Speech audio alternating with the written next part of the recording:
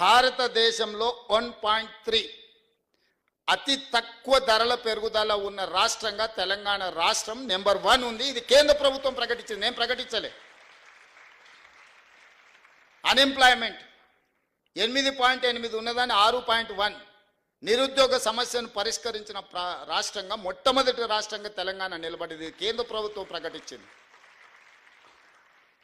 రాష్ట్ర ప్రభుత్వాలు సొంతంగా పన్నుల వసూళ్లలో భారతదేశంలో నెంబర్ 1, 88% టార్గెట్లో 88% రీచ్ అయి దేశంలోనే మొదటి రాష్ట్రంగా తెలంగాణ రాష్ట్రం ఉంటే 86%తో మహారాష్ట్ర ఉంది. నరేంద్ర మోడీ గారు ప్రాతినిధ్యం వహించే గుజరాత్ 6th ప్లేస్లో ఉన్నది.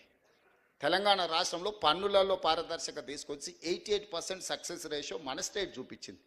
ఇది మన పరిపాలన మీద పట్టు. ధరల నియంత్రణలో, నిరుద్యోగ సమస్యను పరిష్కరించడంలో, రాష్ట్రం సేకరించాల్సిన పన్నులలో దేశానికే రోల్ మోడల్గా నిలబడి పెద్ద పెద్ద కార్పొరేట్ కంపెనీలను గుజరాత్కు పోకుండా తెలంగాణకు తీసుకొచ్చి తెలంగాణ పరిపాలన మీద పట్టు సాధించిన మేము దేశానికే ఆదర్శంగా నిలబడి తెలంగాణ మోడల్ అని ఈరోజు చెప్పుకుంటున్నాం.